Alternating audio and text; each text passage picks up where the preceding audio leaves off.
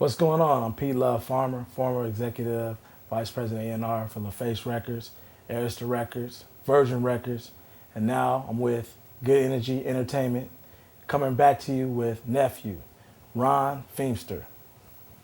He's gonna kick it. This evening, ladies and gentlemen, my name is Ron, Nephew Feemster. You know I work with everybody from Nelly to the Cheetah Girls. I love music from all genres. I'm on my way to space, but I'm coming back with my man Pete Farmer. Peace.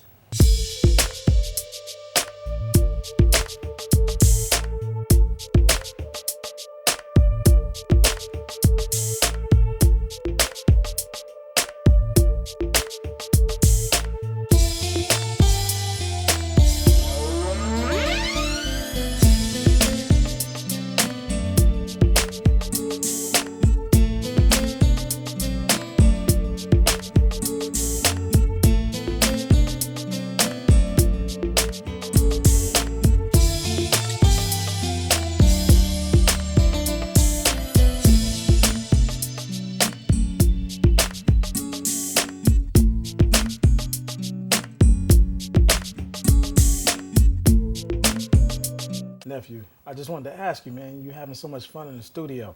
Like, what are you bringing back to the music industry? Like, what you think they're lacking and what you bring into the industry? Good energy. You know what I'm saying? Like, I think it misses integrity. Right. I think it misses, people just having fun and it just been about the music. Like now, I think it's just been turned into a rusty machine that's been overused, and I think you get the right people who have the right spirits, you know what I'm saying? I think it'd be fun. And, yeah, this is great.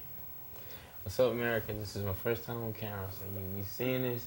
So enjoy this now, because the next time you see me, I'm going to be good. So you see me raw and in action. The next thing I wanted to ask you, like, I talk to a lot of producers, a lot of artists, and they saying that they're having so much fun with you in the studio. Like, they say you wear an apron in there and, you jumping around. You're a rock star, like, in the industry. Like, people are talking about you, like, you're going in and they're getting one record from you, then they actually come out with a whole album done. That's amazing. To me, I'm in love, Pete. Like, I'm in love with the music. And when they come, they see me in the apron because I live the attitude. That's all I do. I come to work, and if I'm going to come to work, I want to come to a place where I can enjoy myself. So if I feel like I want to put on an apron and cook some hits and put on some glasses to make everybody around me feel comfortable, because create music is creative. So I put on an apron to let people know it's okay to be creative and be yourself. I'm the biggest weirdo in the studio. So Pete, tell me, man, I hear a lot about you, though. I hear that you like the Harriet Tubman in the music game. You taking people who people didn't believe in and taking them to the top. Like, I heard you discover people like Robin Thicke and, and Eazy-E and Little, I think it's Eazy-E's son. Little Easy, yeah. You know what it is? I think that it's the second generation of all the new talent that's coming and just being able to discover. They have it in them. So I'm just developing it and bringing it through the process like the old Motown days, developing it and bringing it back, the integrity to the game. Everybody out now, the labels don't have the time to develop the acts. We take the acts, we develop them, get the great music behind it, and, bingo. Nice. So, but take me back. How did you really, I'm curious, what got you in the game? What put you in position? What made you want to discover people and make them a star?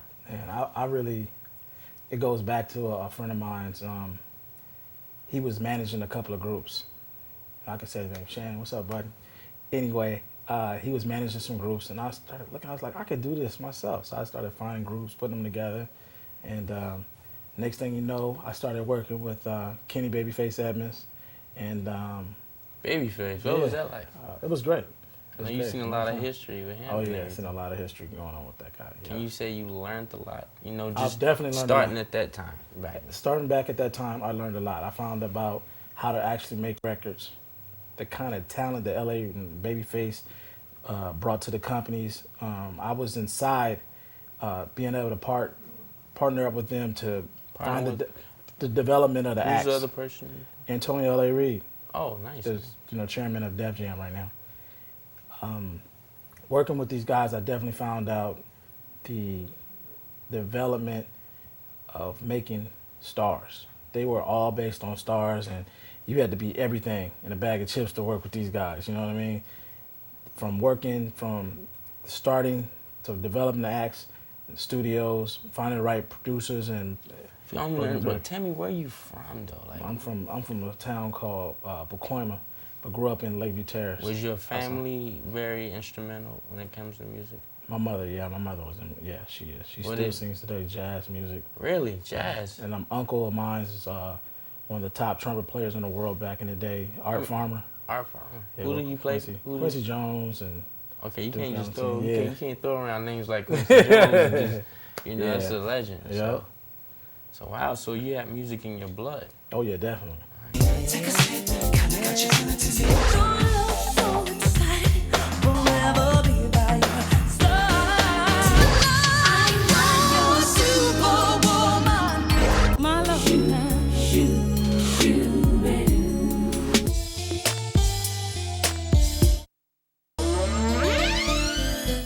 So now let me talk about you, man. Where you from? I'm from a place called Grover, North Carolina. Wow. It's a little dot on the map, but big things come in small packages. What you know about them shrimp bowls? You talking about shrimp bowls? You know about Cracker Barrel and Waffle House and Bojangles, those chicken wings, no biscuits, and no seasoned fries. Wow, that's what I'm talking So about. yeah, so I mean, I came up, me from a good background. You know, my parents are still together. Wow. You know, they fall in love with each other every day. I grew up, both sides of my family, they play. I'm a preacher's kid. Wow, that's You amazing know? right there. So I've been blessed to see that, that world and just have that kind of integrity in me, And they schooled me far as my dad used to have me down at the piano when I was a little boy. And just to go, not even to start there, it really started when my dad, he started preaching at 14 years old.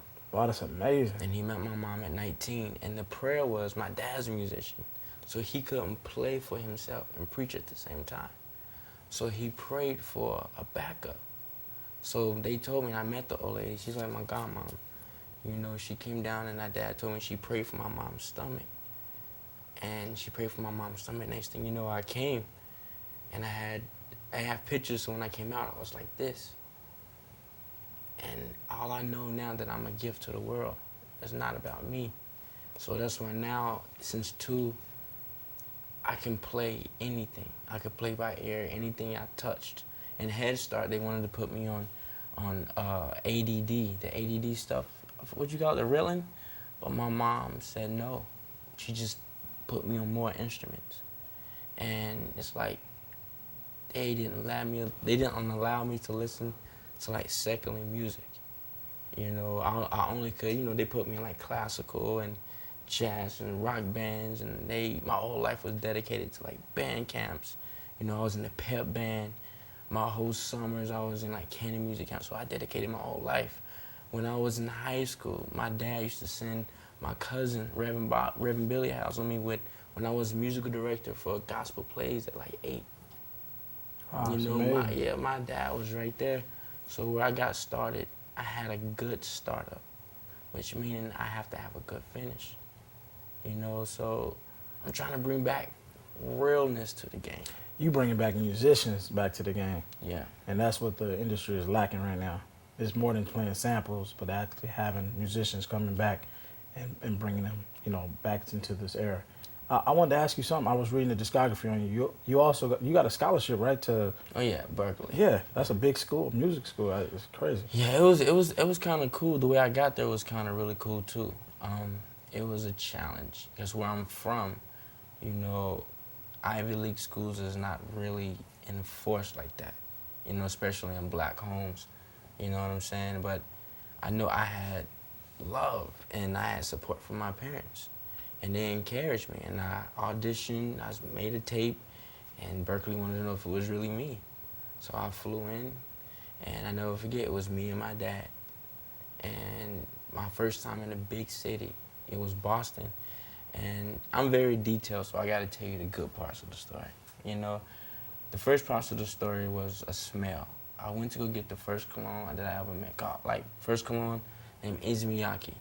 And that sets the tone of that memory, which means I remember going into that college, walking into that into, what was his name? Not Dr. Falvo. It was my auditioning teacher, and I was nervous.